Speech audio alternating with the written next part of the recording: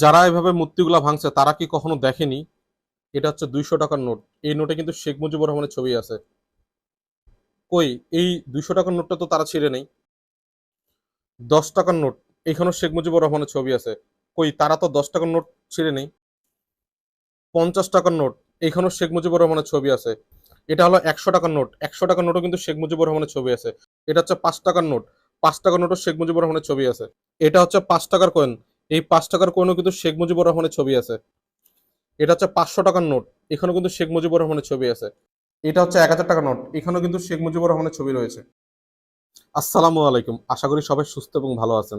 দেশ স্বাধীন হয়ে গেছে, কিন্তু আমরা এখনো সভ্য জাতি হয়ে উঠতে পারিনি। 1971 সালে দেশ স্বাধীন হয়েছিল বলেই কিন্তু আজ আমরা এই পর্যন্ত এসেছি। সেখানে অনেকের অবদান রয়েছে। সেই যুদ্ধে কিন্তু শেখ মুজিবুর রহমান লিড দিছিল। এছাড়াও আরো অনেকেই ছিল যাদের অবদান অতুলনীয়।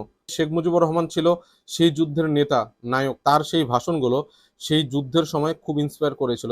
আমি বলতেছি না দেশে আবার আওয়ামী লীগ আসুক, আমি শুধুমাত্র এটুকু বলতেছি, শেখ মুজিবুর রহমানের কি দেশে কোনো অবদান ছিলই না? সে কি কোনো কিছু দেশের জন্য করেই নাই? তাহলে আজ কেন তার মূর্তিতে এভাবে ভাঙ্গা হচ্ছে? তার মূর্তিতে কেন মূত্র বিসর্জন দেওয়া হচ্ছে? তার মূর্তিগুলো ভেঙে গুরমার করে কেন দেওয়া হয়েছে? যদি আপনাদের মনে হয় শেখ হাসিনার কর্মকাণ্ডে প্রচুর ভুল ছিল, সহিংসতা ছিল, সন্ত্রাসী ছিল, বাক স্বাধীনতা ছিল না, শেখ হাসিনার ভুল, সেটা শেখ হাসিনাকে দায়ভার নিতে হবে, সেটা শেখ হাসিনার শাস্তি হবে। কিন্তু কখনোই তার জন্য এইভাবে শেখ মুজিবুর রহমানকে অপমান করতে পারেন না। অবশ্যই তার কিছুটা হলেও দেশের জন্য অবদান রয়েছে। যারা এভাবে মূর্তিগুলা ভাঙছে তারা কি কখনো দেখেনি এটা হচ্ছে 200 টাকার নোট। এই নোটে কিন্তু শেখ মুজিবুর রহমানের ছবি আছে। কই, এই 200 টাকার নোটটা তো তারা ছিঁড়ে নেই। 10 টাকার নোট, এখানেও শেখ মুজিবুর রহমানের ছবি আছে। কই, তারা তো 10 টাকার নোট ছিঁড়ে নেই। 50 টাকার নোট, এখানেও শেখ মুজিবুর রহমানের ছবি আছে।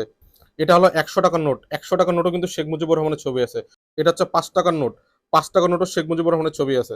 এটা হচ্ছে 5 টাকার কয়েন, এই 5 টাকার কয়েনও কিন্তু শেখ মুজিবুর রহমানের ছবি আছে। এটা হচ্ছে 500 টাকার নোট, এখানেও কিন্তু শেখ মুজিবুর রহমানের ছবি আছে। এটা হচ্ছে 1000 টাকার নোট, এখানেও কিন্তু শেখ মুজিবুর রহমানের ছবি রয়েছে। এখন কি টাকাগুলোকে ছেড়ে ফেলবেন? এটা কি সমাধান? স্টিল নাও শেখ হাসিনা পদত্যাগের পরও এখনো কিন্তু এই টাকাই ব্যবহার করছেন। এ কেমন স্বাধীনতা, এ কেমন পারবিক শিক্ষা, এ কেমন নৈতিকতা? ছাত্র আন্দোলনে আবু সাইদ শহীদ হয়েছে, ঠিক এই মৃত্যুর 15 বছর পরে আবু সাইদকে যদি কেউ গালিগালাজ করে, আবু সাইদের যদি কেউ ঘরবাড়ি পুড়ে দেয়, তাহলে কেমন লাগবে? এটাই আমার হচ্ছে প্রশ্ন। আমিও চাই না এই দেশে আওয়ামী লীগ থাকুক। যেমন ভাবে শেখ হাসিনা পদত্যাগ করছে, ঠিক তেমন ভাবে বিএনপি বা জামাত শিবিরের জন্য এই দেশের সরকারের জন্য কোনো ভূমিকা রাখতে না পারে। এই বাংলাদেশে কেউ সন্ত্রাস ষড়যন্ত্র করে কেউ টিকে থাকতে পারেনি। ছাত্ররা কখনই চাবে না আওয়ামী লীগ, বিএনপি বা জামাত শিবির কেউ আসুক। অবশ্যই আগামী সোনার বাংলাদেশ গড়ার জন্য এই ছাত্ররা লিড দিবে, এবং ছাত্রদের পক্ষ থেকেই ইনশাল্লাহ ভালো কিছু তৈরি হবে। এই দেশে কোনো ছাত্র রাজনীতি থাকবে না, এই দেশে কোনো টেন্ডারবাজি থাকবে না, এই দেশে কোনো সন্ত্রাসবাদী থাকবে না, এই দেশে কোনো ছাত্রলীগের মতো কুলাঙ্গার থাকবে না। এই দেশটা কারো বাপের সম্পত্তি না, এই দেশটা একনায়কতন্ত্র ভাবে চলবে না। অবশ্যই সবার মত প্রকাশের স্বাধীনতা থাকতে হবে। হিন্দু, খ্রিস্টান, বৌদ্ধ সহ আরো যত ধর্ম রয়েছে সবাই যেন আমরা একসাথে থাকতে পারি এবং নিরাপত্তার সাথে থাকতে পারি। এই দেশটা আমার এবং আপনার। আমরা অবশ্যই দেশের জন্য নিঃস্বার্থভাবে কাজ করব। এই দেশে যেন আর দেখতে না হয় কেউ সরকারি চাকরি নিচ্ছে ঘুষ দিয়ে, পুলিশ রাস্তায় ঘুষ নিচ্ছে, ধর্ম বিক্রি করে যেন আর কাউকে না খাইতে হয়। দ্রব্যমূল্যের দাম নিয়ন্ত্রণে নিয়ে আসতে হবে, থাকবে না কোনো আর সিন্ডিকেট। আপনি আমি যদি সৎ থাকি এবং দেশের জন্য যদি নিঃস্বার্থভাবে কাজ করে থাকি, তাহলে এই বাংলাদেশ একটা হবে অন্যরকম বাংলাদেশে পরিণত।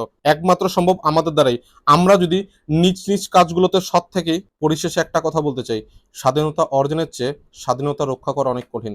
দেখা হবে অন্যরকম বাংলাদেশে। সেখানে থাকবে না কোনো দুর্নীতি, থাকবে না কোনো সন্ত্রাসী, থাকবে না কোনো চাঁদাবাজি। খুব শীঘ্রই আমরা এমন বাংলাদেশ দেখতে যাচ্ছি। আল্লাহ হাফেজ।